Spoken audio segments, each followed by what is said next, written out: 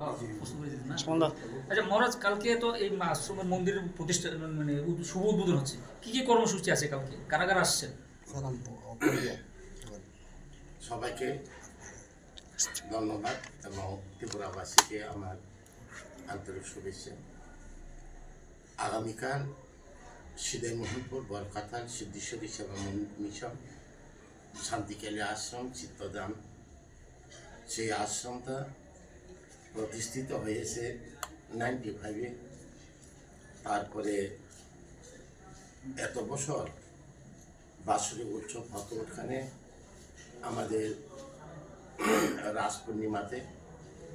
তো আজকে 27শে আগস্ট আমার গুরুদেব শান্তিকালী প্রয়াণ দিবস, ওটা নিয়ে 27শে আগস্টে 2024-এ এই মন্দিরটা পুরা কমপ্লিট হয়েছে। ওটাকে উদ্ঘাটন করার কথা ছিল, প্রাকৃতিকের যে বন্যার কারণে সেটা পিছিয়ে দেওয়া হয়েছে। এখন 16 সেপ্টেম্বর 2024-এ আগামীকাল সোমবার দিন, তিথি ত্রয়োদশী এবং ভালো তিথি, তার জন্য কালকে 12টার পরে ওটা উদ্ঘাটন করা হবে। 9:30 থেকে মহা শান্তি যজ্ঞ আরম্ভ হবে এবং মন্দির উদ্ঘাটন করার মধ্যে আসার কথা এখন আমাদের উত্তরপ্রদেশের যোগী আদিত্যনাথজি, আর আমাদের ত্রিপুরার সিএম থাকবেন, আমাদের প্রদীপ কিশোর মানিক্য বাহাদুর মহারাজ থাকবেন এবং বিপ্লব কুমার দেবও থাকবেন, আর আমাদের বিশ্ব হিন্দু পরিষদের কার্যকর্তা এবং থাকব। তারপরে অন্যান্য আমাদের বিধানসভার এমএলএ, বিধায়ক আর আমাদের মিনিস্টারগুলি, এমপি, ওরাও থাকবেন। আর আমাদের ত্রিপুরা রাজ্যের আমাদের হিন্দু সনাতন ধর্মের জন্য যারা নিবেদিত প্রাণ, আমাদের সাধু সন্ন্যাসী, গুরুজন, বৈষ্ণব, ওরাও থাকবেন।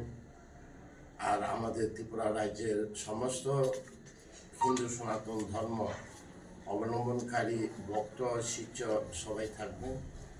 তার জন্য আমি আবার এই মিডিয়া মাধ্যমে আমি সবাই ত্রিপুরাবাসীকে বিনম্রভাবে আমি নিমন্ত্রণ জানাইতেছি এবং আহ্বান করতেছি, আমাদের হিন্দু সনাতন ধর্মকে জাগ্রত করার জন্য, আমাদের রাষ্ট্রীয় ধর্মকে রক্ষা করার জন্য, আমাদের ত্রিপুরাবাসীর হিন্দু সনাতন ধর্ম অবলম্বনকারীরা সবাই যাতে এগিয়ে আসেন। সবার জন্য প্রসাদের ব্যবস্থা করা হয়েছে, সবাই প্রসাদ নিয়ে যেতে হবে, কিন্তু একটু ধৈর্য ধরে একটু সময় ধরে নিয়ে যেতে হবে সবাই প্রসাদ। তাই আমি মিডিয়ার মাধ্যমে আমার ত্রিপুরাবাসীকে নিমন্ত্রণ করতেছি। এর মধ্যে লগ্ন থেকে কিছু আমার বিশ্ব হিন্দু পরিষদের লোক আসতেছে, দিল্লি থেকে বিশ্ব হিন্দু পরিষদের লোক আসতেছে, আবার দিল্লি কার্যালয় থেকেও লোক আসতেছে, মানে বোম্বে থেকেও আসবে।